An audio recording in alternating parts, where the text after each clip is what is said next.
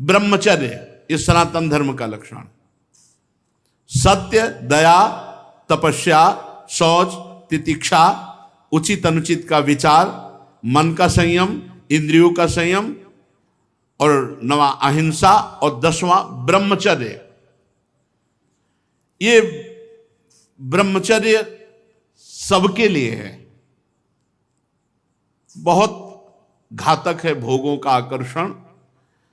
ब्रह्मचर्य के बिना पूरा का पूरा जीवन खोखला हो जाता है।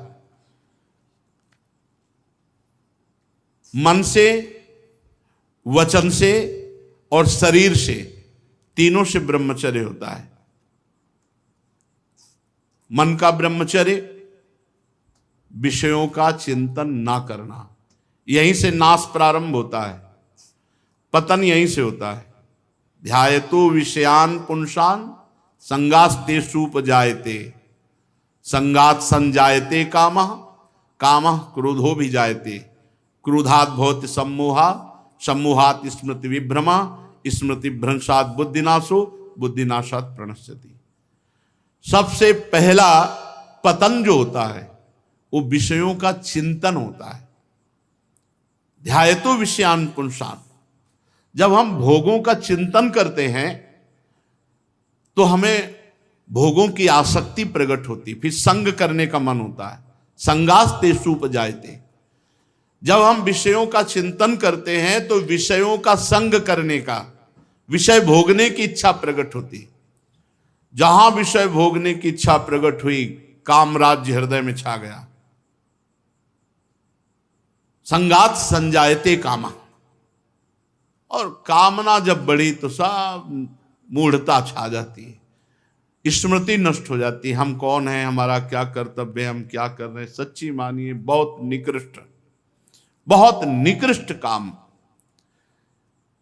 वचन से हमें कभी भोगों की बातें नहीं करनी, और शरीर से हमें कभी भोग क्रिया नहीं करनी। अधर्मयुक्त क्रिया का त्याग, धर्मयुक्त क्रिया की स्वीकृति, ये गृहस्थ धर्म और संपूर्णतया विरक्त धर्म। जो ब्रह्मचर्य रहता है उसे शरीर बल, मनोबल, बुद्धि बल, वचन बल, ये सब जागृत हो जाते हैं। वचन बल, जो बोला वही लागू हो गया, जबरदस्ती आपको मानना पड़ेगा। और मनोबल, जो संकल्प किया अंदर वही बाहर क्रिया प्रारंभ हो गई, वही दिखाई देने लगा। देह बल, रात दिन मेहनत करो फिर भी थकान नहीं। आप कुछ समय तक व्यवहार करके देखिए ब्रह्मचर्य का, फिर आपको खुद पता चलेगा कि कितना आनंद प्रदान करता है ब्रह्मचर्य। ब्रह्मचारी को विषय भोग जहर है ऐसा मानना चाहिए। जैसे कितनी भी सुंदर खीर हो और कोई हमारे कान में आकर विश्वसनीय कह दे कि इसमें जहर पड़ा है तो हम बिल्कुल नहीं खाएंगे। हमारे शास्त्र कह रहे हैं, महर्षि जन कह रहे हैं कि ये विषय भोग जहर है, महान विष है, ये पूरे जीवन को नष्ट कर देता है। तो ये जब ज्ञान हो तो उसका फल है विरति। जब हमें ज्ञान हो गया तो उससे हमें वैराग्य होना चाहिए, पर नहीं। ये ज्ञान तो है कि भोगों में सुख नहीं है, भोग दुख रूप है, भोग जहर के समान है। कैसा ज्ञान है? वाचिक ज्ञान, उपदेश देने के लिए। लेकिन जब भोग सामने आते हैं तब ये ज्ञान काम नहीं करता। यदि उपासक भोगों से भयभीत हो जाए तो बच जाए, बहादुरी नहीं, भागना पड़ेगा इसमें। एक बार पूज्यपाद सिउड़िया बाबा जी ने स्वप्न देखा। स्वप्न में भी कितने सावधान हैं। भिक्षाम देहि, एक घर में आवाज लगाई, नारायण नारायण। तो एक माई निकली, सुंदर अप्सरा, हीरे जवाहरात से, रत्नों से भरी हुई थाल,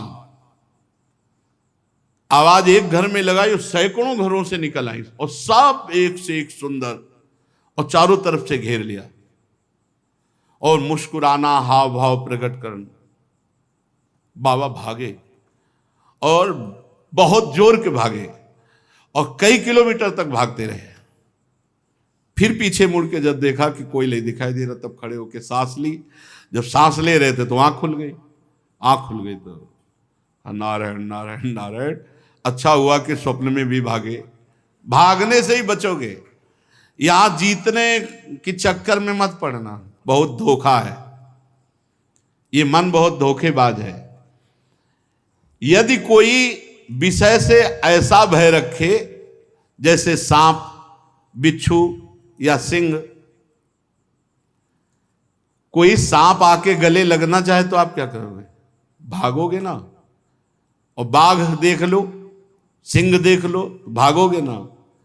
ऐसे ही विषय भोग की इच्छा वाले कोई शरीर तुम्हारे नजदीक आ रहा है और तुम्हें भय नहीं लग रहा है, इसका मतलब है मरना चाहते हो, भ्रष्ट होना चाहते हो, नष्ट होना चाहते हो। सिंह आ रहा तुम्हें भागना नहीं सुनाई दिया, सांप दौड़ रहा तुम्हारी तरफ भागना नहीं सुनाई दिया। ऐसे ही भोग तुम्हारी तरफ आ रहा, तुम भागे नहीं, मरना चाहते हो, मरोगे तुम। कोआ मदांधो मदना तो रोआ। भगवान शंकराचार्य जी से पूछा, को अंधों में बड़ा अंधा कौन है? बोले जिसको काम सता जाए, जो काम से युक्त हो गया, काम से व्याकुल हो गया, वो सबसे बड़ा अंधा है, वो कुछ नहीं समझ पाएगा। आप बड़े मजे से भोग को देखते हैं और भोगते हैं और फिर विचार करें ब्रह्मचर्य असंभव। जैसे जलेबी है, एक बार चख लिया तो जलेबी नाम लेते ही वो कुरकुराहट वो मुंह में आ जाएगा, नहीं आ जाएगा? इसे कहते हैं तृष्णा। भोग भोगा, अब वो तृष्णा जहर की तरह तुम्हारे हृदय में बस गई। अब वो भगवाने निकाले तो निकाले, नहीं तो पूरा जीवन भर मार देगी। भोगों का जहर तृष्णा। तृष्णा अनंत जन्मों से हम भोगते चले आ रहे हैं, इसलिए हमारी परवशता हो गई है। परवशता, इंद्रिय और भोगों में विवशता, हम हार चुके हैं। लेकिन मोक्ष का रास्ता जितेंद्रियता से जुड़ता है, परवशता से नहीं। इसलिए आपको एक इंद्रियों के भोगों से जीतना पड़ेगा, लड़ना पड़ेगा। भटकते रहने से ये जन्म भी चला जाएगा, जैसे और जन्म चले गए। बहुत बार ये सब भोगा है। देवराज इंद्र भी बने होंगे कभी ना कभी, बहुत बार, बहुत बार सब। लेकिन भगवान के प्रेमी भक्त कभी नहीं बने जिंदगी में, पक्की बात। इस बार अवसर मिला है भगवान से प्रेम करने का। कोल्ले जी अल्ल जी के चरित्र में नहीं आता कि बचपन से बैरागी और एक राजा की उपवन वाटिका में वो शयन कर रहे थे, वहीं वो सब राजकुमार और सब वैभव सब देख करके उनके मन में ऐसी लालसा आ गई कि यार ये सुख तो बहुत बढ़िया है। तो भगवत प्राप्ति रुक गई और उनका अगला जन्म हुआ और राजकुमार से मित्रता हुई और सारे भोग उनको मिले। अगर कोई वासना लेकर इस मार्ग में, तो फिर पहले वासना पूर्ति होती है। ये मन मकड़ी के जाले की तरह वासना बुनता रहता है, छोड़ दो इसे, बस ये अपना काम करता है और हमको फंसाता है। जाल ये बुनता है और फंसाता हमको है। इसीलिए उपासक मन के जाल को बनने ही न दे। राधा राधा राधा राधा, वो कहेगा नहीं सुनो ऐसे से ऐसा, राधा राधा, वो आपको फंसा नहीं पाएगा। ये तमोगुणी राक्षसी आहार विहार करके आप सच्चिदानंद भगवान को नहीं नहीं मान जाओ। जहां प्याज लहसुन जैसे ये तमोगुण होने के कारण बहुत पवित्र वस्तु की तरह प्रकट होते हैं, कोई अपवित्र वस्तु थोड़ी। आप देखो, जहां आलू प्रकट होती है, शकरकंद प्रकट होती है, ठीक उसी खेत में वैसे ही ये प्याज लहसुन प्रकट होते हैं। ये कोई ऐसा थोड़ी कि हत्या वाला दोष या किसी तरह गलत तरह से बनाया गया पदार्थ हो। ये तो प्राकृतिक है, पर इसका गुण घोर तमोगुण है।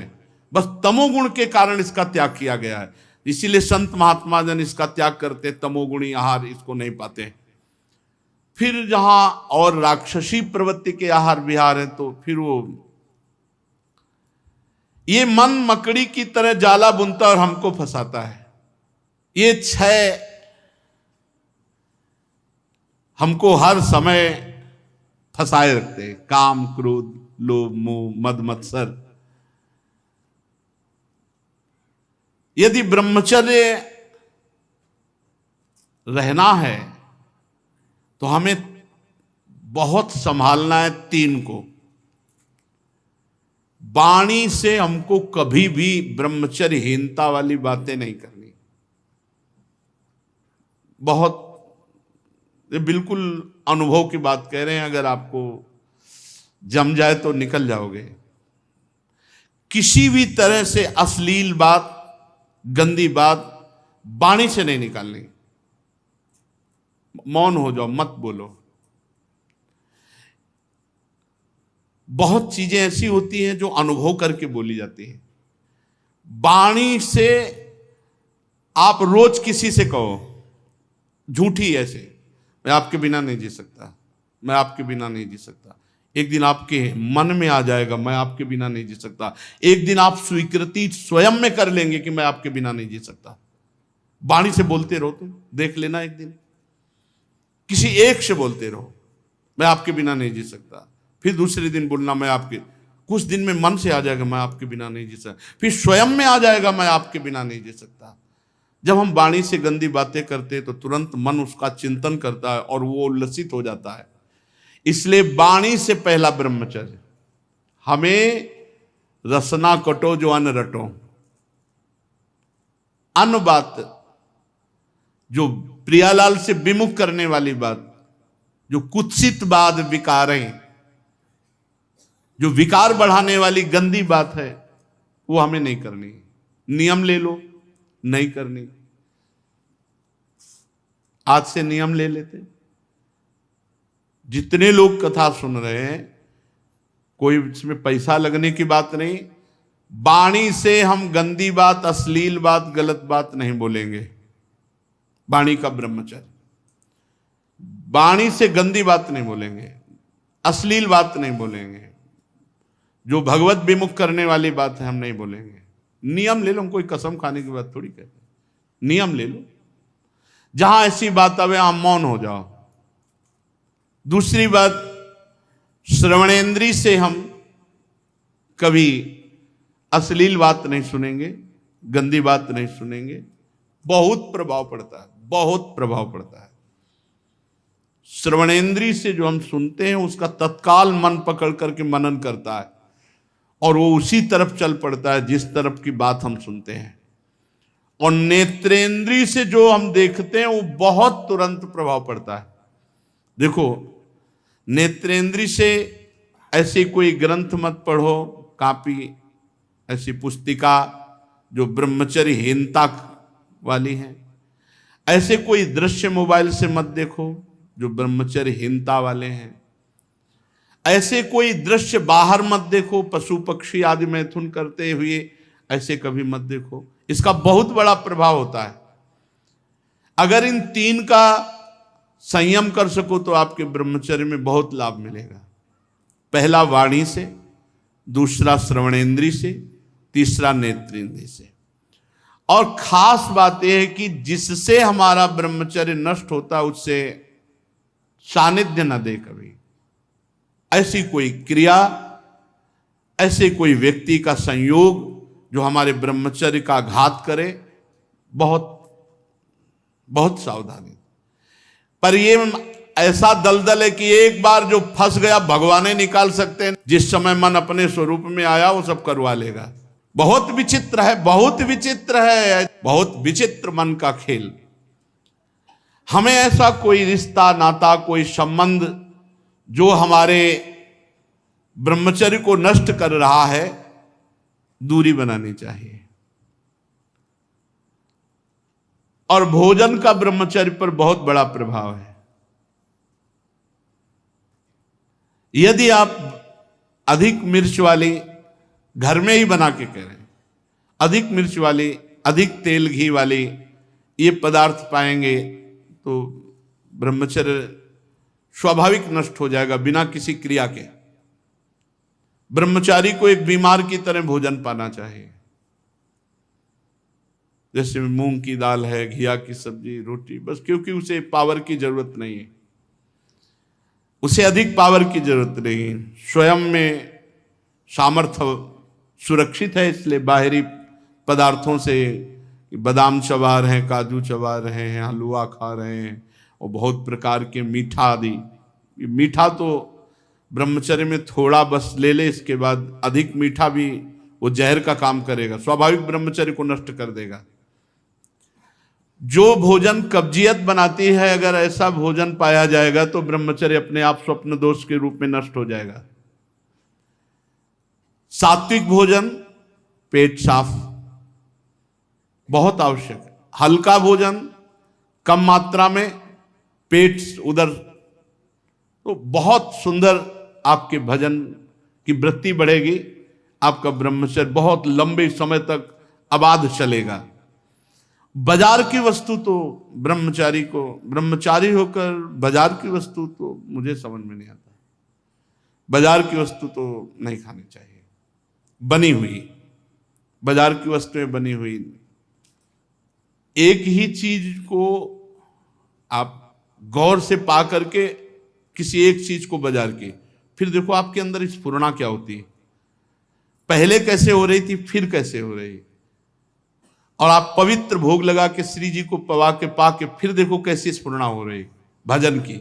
भजन परम पवित्र वस्तु, ऐसे थोड़ी होता तुम जहां तहां अन्न खात सखी कहत आपकात सकल देव से द्वंद्व जात रात सर्वस्व वहीं।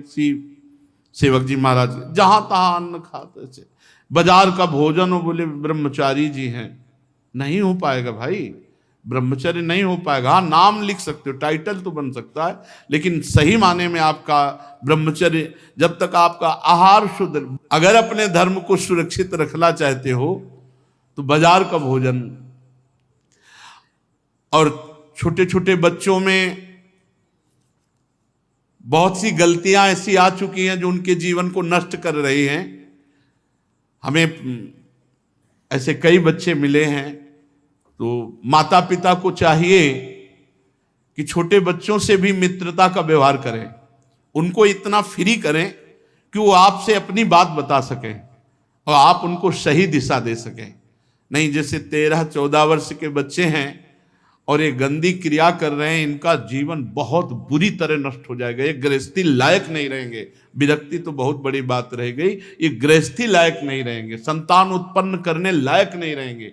इसलिए माता पिता को चाहिए कि अपने बच्चों से फ्रेंड की तरह, दोस्त की तरह बात करें, उनको इतना उत्साह दें कि उनके अंदर जो गलती है वो पकड़ लें और प्यार से समझा दें। अगर हम बार बार बच्चों को समझाएंगे, नए नए बच्चे अभी गलत मार्ग में जो जा रहे हैं वो सुधर जाएंगे। हमारे सनातन धर्म का लक्षण है ब्रह्मचर्य।